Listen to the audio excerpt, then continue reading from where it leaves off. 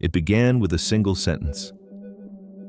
In a televised briefing, the defense minister's voice was steady, his words carefully measured, but the message carried the weight of catastrophe. If Hamas does not surrender, Gaza City will be devastated. Across the Middle East, the statement reverberated like the crack of artillery. It was not merely a threat, it was a promise of destruction, one directed at a city where more than 1 million people live, work, and cling to fragile routines amid war. For many citizens across the region, the idea of Gaza's devastation resonated with historical wounds, from Beirut to Baghdad, from Aleppo to Mosul. It was not just the fate of a city at stake, but the symbolism of destruction, the memory of other places once promised devastation and later remembered in ruins. The civilians who listened inside Gaza, people heard the statement in their own ways. Some dismissed it as rhetoric. Others took it as a signal to prepare for the worst, to stockpile what little food and water they could, to send children to relatives in the countryside if escape routes remained open. Mothers held radios close, straining to catch updates. Shopkeepers discussed the minister's words in hushed tones. Young men gathered in alleys, debating whether resistance was still possible or whether the cost had grown unbearable. For families huddled in dim apartments, the statement was not abstract policy. It was a threat that could arrive in the form of a collapsing wall, a sudden blast, a siren in the night. A turning point documentary history often identifies a single moment where the course of a war changes. Some historians would later argue that the defense minister's declaration was that moment. It crystallized the stakes, making clear that the conflict was no longer about limited strikes or temporary truces. It was about the fate of a city. What followed was uncertainty. Would Hamas capitulate under the weight of the threat? Would Israel follow through, turning words into action? And how would the world respond if the devastation materialized? As part 1 closes, we are left with the image of a city bracing for impact, caught between an ultimatum and a silence that follows warnings before they are carried out. The language was clinical, stripped of hesitation, but to those listening in Gaza, it sounded like a death sentence, the echo of warnings. For decades, military leaders have issued ultimatums before urban offensives. They are often meant to weaken morale, to pressure the adversary into submission without the cost of a prolonged battle. But this warning felt different. It was addressed not only to Hamas, but to the world. Cameras captured every syllable. Within hours, headlines in London, Washington, Cairo, and Doha ran with the story. On social media, the line spread without context, detached from the press conference, repeated in short clips, shared with subtitles in Arabic, Hebrew, English, and French. In an age of instant amplification, the words acquired a life of their own. To international observers, the minister's declaration marked a turning point. Until then, the war had unfolded through a series of grim escalations: airstrikes, artillery barrages, rocket attacks across the border. But now, the specter of Gaza City's devastation was placed at the center of the conflict. It was both a military strategy and a psychological assault. Gaza under siege. On the ground, the city was already showing signs of exhaustion. Streets were clogged, not with traffic, but with rubble. Markets opened sporadically, their stalls half empty, vendors whispering prices that seemed to rise by the hour.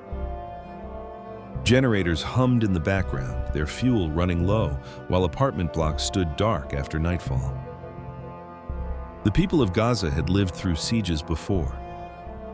Yet this time, the sense of encirclement was complete. Israeli forces pressed closer to the outskirts, controlling roads, cutting off supplies. The defense minister's statement confirmed what many already feared. The siege would not be lifted. It would tighten until resistance broke, or until the city itself was broken. The minister's calculated tone analysts replayed the briefing in slow motion, parsing his body language. The minister didn't shout, did not raise his hands. His calmness made the threat seem inevitable, less like a choice than a policy already in motion. For some Israelis, this tone projected strength, a reassurance that the military was prepared to end the conflict decisively. For others, it carried echoes of past wars, echoes of Lebanon, of past operations in Gaza, where promises of quick victories gave way to years of bitterness and recrimination. Critics within Israel pointed to the humanitarian cost, warning that devastation on this scale could isolate the country diplomatically. Supporters countered that Hamas left no alternative, that the threat was the only language they understood. But the phrase lingered in the air. Gaza City will be devastated. It was not only a warning to Hamas, it was a challenge to the conscience of the international community. International reaction. The United Nations issued a statement within hours, urging restraint. Aid groups warned of a disaster that would overwhelm already fragile relief efforts. In European capitals, foreign ministers debated whether to condemn the ultimatum outright or frame their concern in cautious language so as not to alienate a key regional partner. In Washington, spokespeople spoke of Israel's right to defend itself, while quietly acknowledging the humanitarian nightmare such an operation would unleash. In Arab capitals, the statement triggered outrage. The statement was only the beginning. On the outskirts of Gaza City, the reality of encirclement grew clearer with each passing day. Satellite images showed armored columns forming a tightening ring around the urban sprawl. Soldiers advanced cautiously, block by block, their progress marked by plumes of smoke rising from targeted strikes. To those watching from afar, it resembled a slow but deliberate tightening of a vise. To those inside, it felt like the walls of the city were closing in. Civilians trapped between forces. Caught between the two were the civilians, ordinary men, women, and children whose only desire was survival. They lined up at makeshift aid stations. They clutched identity documents in case they needed to flee at a moment's notice. They prayed that their buildings would not be next. Some considered leaving, but routes out of the city were treacherous, often closed, and sometimes targeted. Others stayed because they had nowhere to go. The elderly refused to abandon the homes where they had lived for decades. Parents feared moving their children through areas of active combat. The siege did not present them with choices. It stripped them of choices altogether. Media narratives. Cameras captured fragments of the siege. A father carrying his child through smoke-filled streets, a woman clutching bread like treasure, a group of children playing soccer amid ruins, their laughter jarring against the background of explosions. International media split along predictable lines. Some framed the siege as a necessary step to defeat terrorism. Others portrayed it as collective punishment of a civilian population. The defense minister's warning was replayed against these images, each broadcast reinforcing the connection between words spoken in a press room and the destruction unfolding on the ground. The siege as strategy. In military doctrine, siege warfare aims to weaken the enemy's will by targeting not just fighters, but the entire ecosystem that sustains them. Cut off supplies, sever communications, exhaust morale, until surrender becomes the only option. But in Gaza, the strategy was complicated by the city's density, by the presence of civilians at every turn, by the resilience of a population that had endured blockades and bombardments for years. The minister's warning promised devastation, but devastation was not a guarantee of victory. History shows that cities can absorb immense suffering and still resist. As the ring around Gaza City tightened, the question was no longer whether the city could survive. It was how much destruction the world would tolerate before demanding that the siege end. A precarious balance. But thus, at the close of the second week, the encirclement was nearly complete. Military planners spoke of an impending final phase. Civilians spoke of nights filled with drones overhead, of children waking in fear, of cupboards growing empty. The defense minister's words lingered in the background of every conversation, every decision. Gaza City was being squeezed, not only by artillery and armor, but by the weight of inevitability. And still, the question remained unanswered. Would the siege break Hamas or would it break the city itself? Lines of advanced military analysts traced the Israeli maneuvers on maps broadcast by international news networks. Arrows indicated advances from the north, the east, and the south. Each movement was designed to isolate Gaza City, to sever it from the rest of the Strip. Roads once used for commerce or daily travel became military corridors. Checkpoints emerged where none had stood before. The sea, which might have offered escape or relief, was patrolled by naval vessels enforcing a blockade that had lasted for years. The strategy was familiar: surround, cut off, and then press inward. Yet Gaza was not just another battlefield. It was a city alive with families, schools, mosques, hospitals, a living organism forced to adapt to the slow suffocation of siege. Mkuk, the urban battlefield, urban warfare, is among the most brutal forms of combat. History provides grim lessons, from Stalingrad to Aleppo, where cities became labyrinths of rubble, each alley a potential ambush, each building a fortress. Commanders know this. The defense minister's threat of devastation was not abstract. It reflected the calculation that in such environments, overwhelming force often becomes the only way to advance. Reports described Israeli troops preparing for street-to-street fighting. Training exercises emphasized clearing houses, securing tunnels, neutralizing snipers. Hamas, for its part, had long prepared for such a confrontation. Their fighters knew the terrain intimately, moving through underground passages that turned the city into a hidden battlefield. For civilians, these preparations meant terror. Every apartment block was a potential target. Every neighborhood could become a front line. A city under strain, life inside the siege grew harsher by the day. Electricity was rationed, sometimes available for only a few hours. Water supplies dwindled, forcing families to collect rainwater in plastic tubs or line up for hours at distribution points. Bakeries, once hubs of neighborhood life, closed when flour ran out. Hospitals struggled to keep up. Doctors performed surgeries by flashlight, their gloves stained not only with blood but with the frustration of working without sufficient medicine. Parents stood at the bedsides of children whose fevers they could not lower, whose infections they could not treat. The siege was not just a military tactic. It was a daily erosion of civilian endurance, a test of how long a population could withstand deprivation before collapsing into despair. Hamas's calculations. For Hamas, the encirclement posed a dilemma. To surrender would mean political and military defeat, the dismantling of their authority in Gaza, and perhaps imprisonment or exile for their leaders. To resist meant exposing the civilian population to destruction on a scale that few cities in the modern era have endured. Their statements remained defiant. Spokesmen promised continued resistance, vowed that Gaza would not kneel. Yet inside the organization, the pressure must have been immense. Fighters moved cautiously through tunnels, carrying messages, supplies, and weapons. Each strike from above threatened to collapse not only homes, but the underground lifelines sustaining the movement. To Hamas, the defense minister's words were both a challenge and an opportunity, a chance to prove resilience in the face of overwhelming force, or to risk being remembered as the leadership that brought Gaza to ruin. If war is measured in territory and tactics, its true cost is measured in human lives. Behind the maps of troop movements and the language of strategy, Gaza City's humanitarian fault lines deepened with alarming speed. For more than 1 million residents, the defense minister's warning was not an abstract statement. It was a shadow over every breath, every meal, every night of restless sleep. 1 million at-risk numbers tell part of the story. Nearly half the population of Gaza are children. Psychological toll.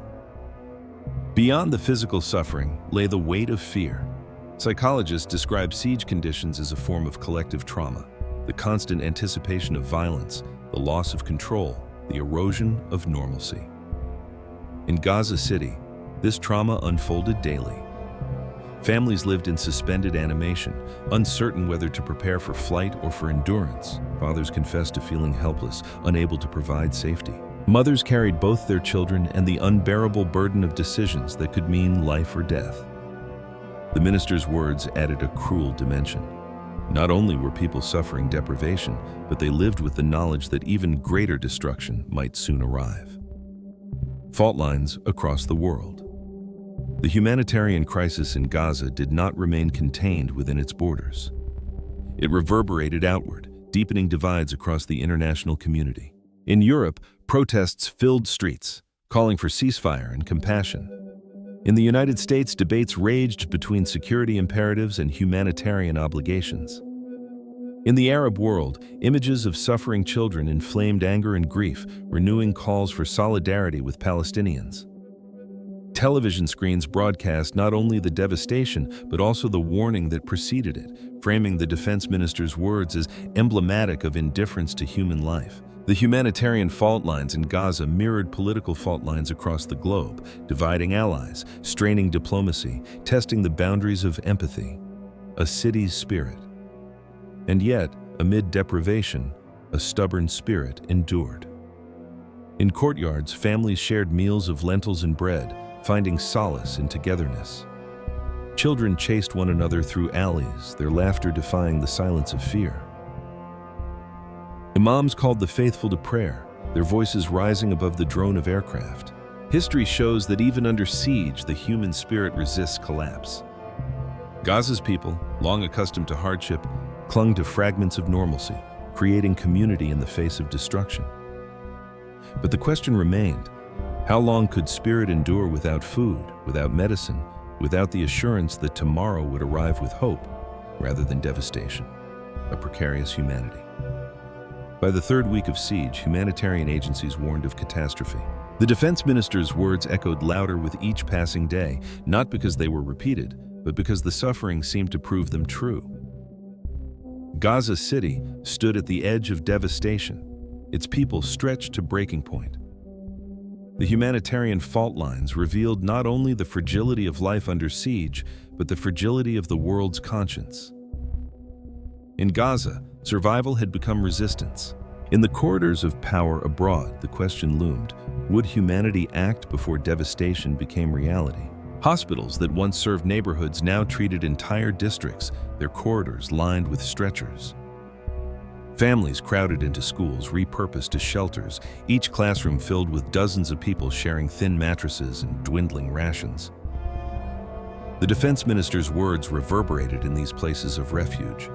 Parents whispered them to one another with fear. Aid workers repeated them with despair. For the civilians of Gaza, the threat of devastation carried the weight of inevitability. Where could 1 million people go when there was nowhere left to run? The scarcity of life. Basic necessities became luxuries. Bread, once a staple, disappeared from markets. When bakeries reopened briefly, lines stretched for blocks. Flour sacks were carried like treasure.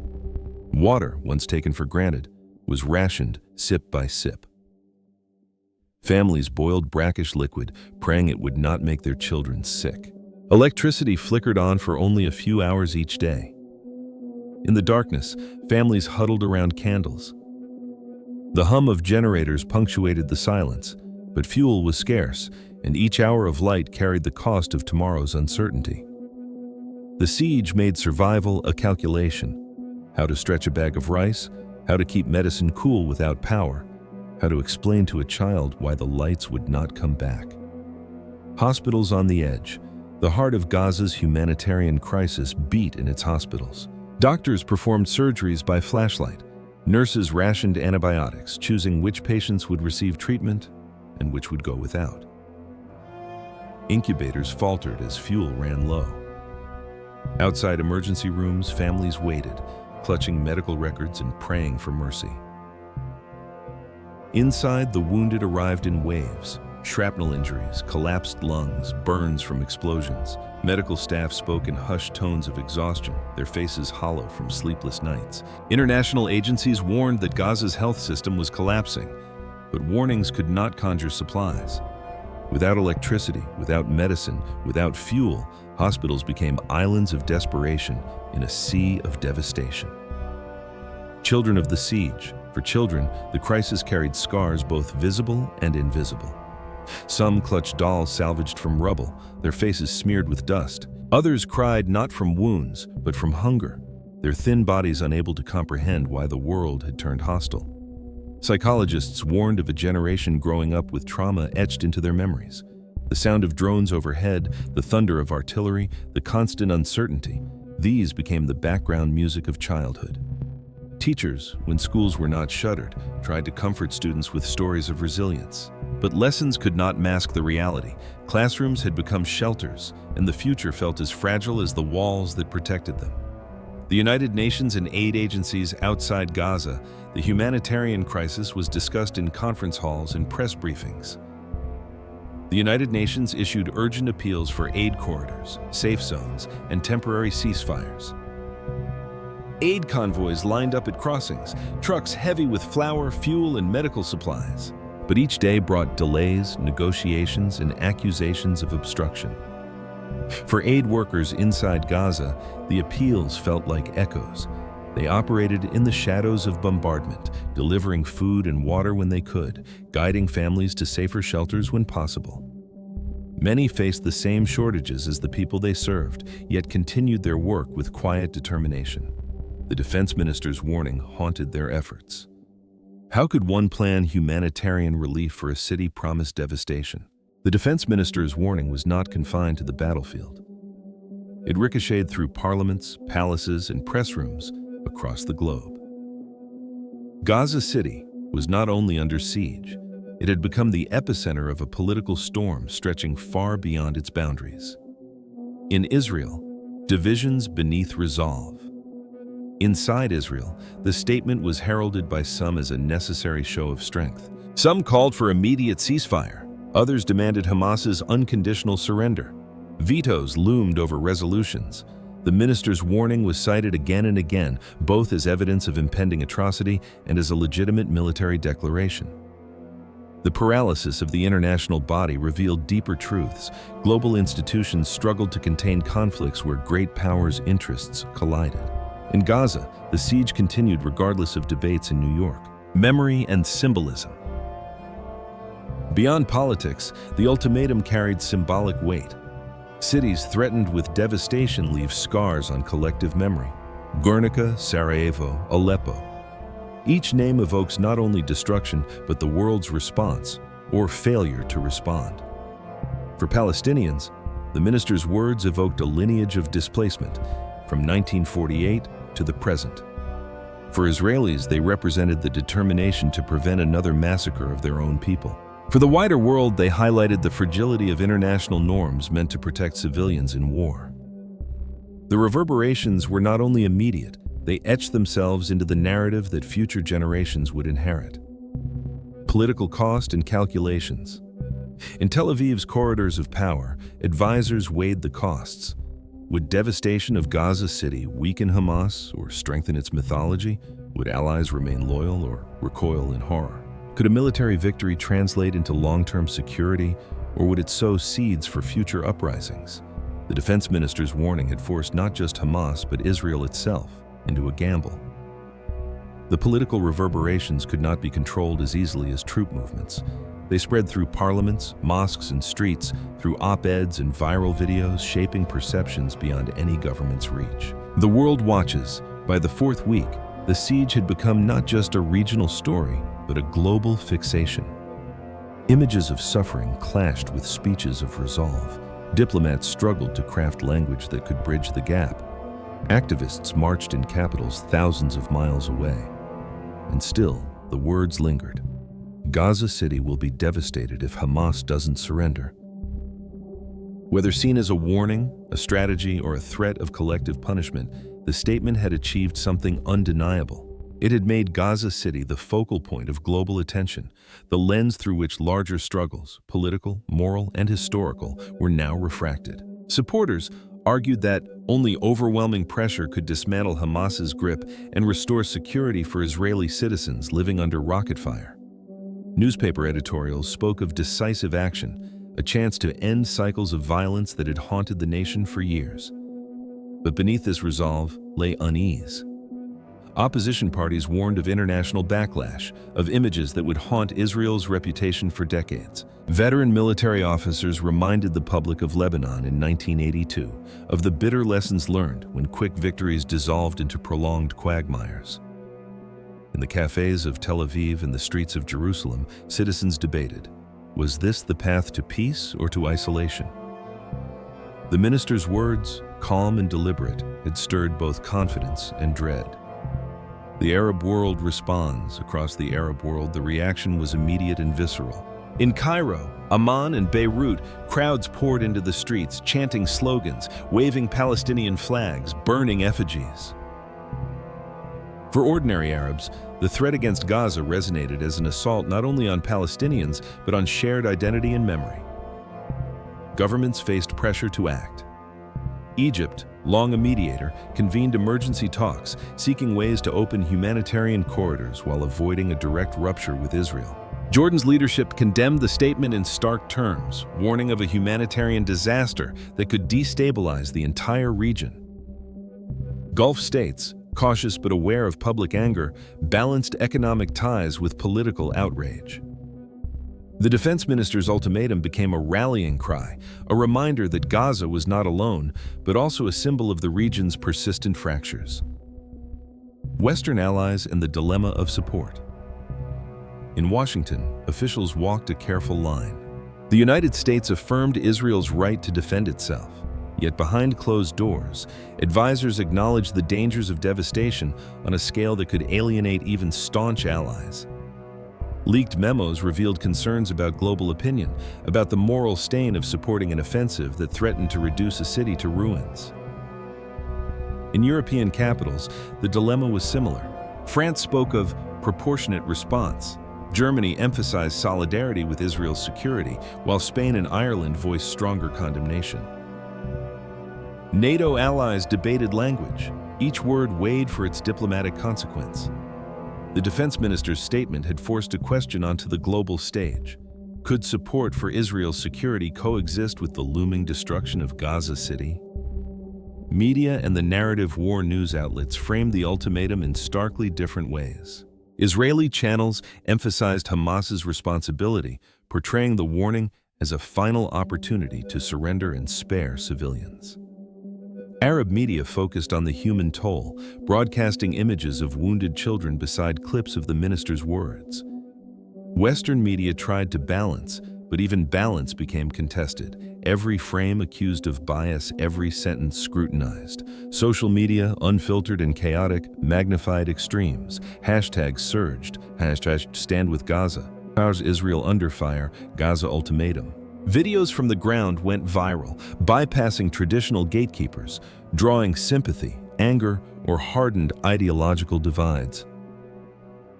In the battle for perception, the minister's sentence became a weapon as potent as artillery, a phrase that could rally, divide, or condemn depending on who repeated it. The United Nations in stalemate. At the United Nations, diplomats convened an emergency session.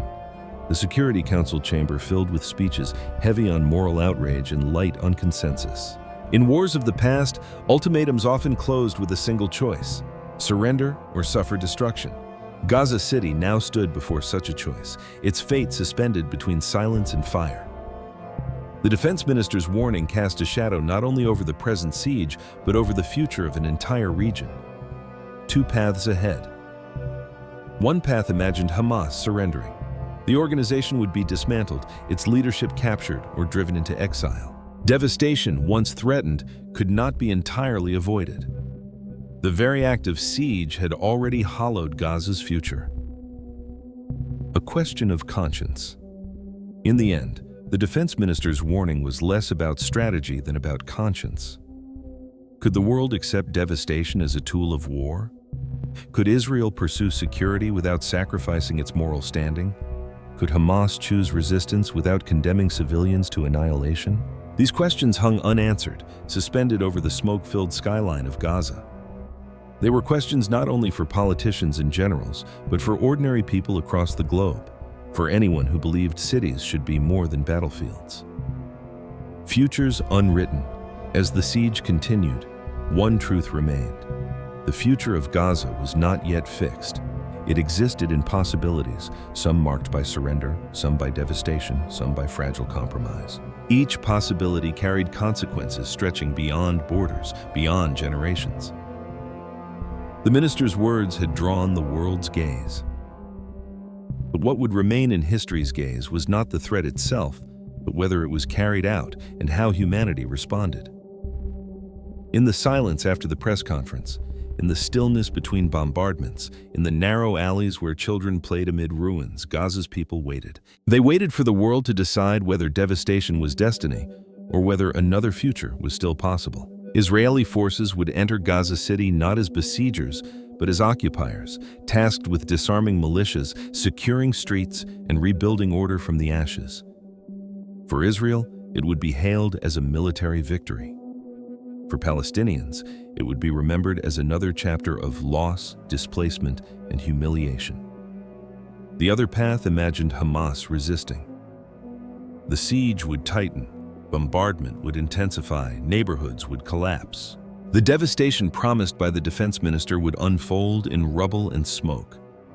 The city's population, more than 1 million souls, would endure destruction unseen in decades.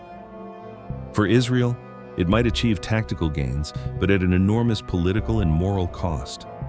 For Palestinians, it would etch Gaza's suffering deeper into history. Neither path promised peace. Both carried consequences that would ripple outward long after the last bullet was fired. Regional escalation. Beyond Gaza's borders, the future was equally precarious.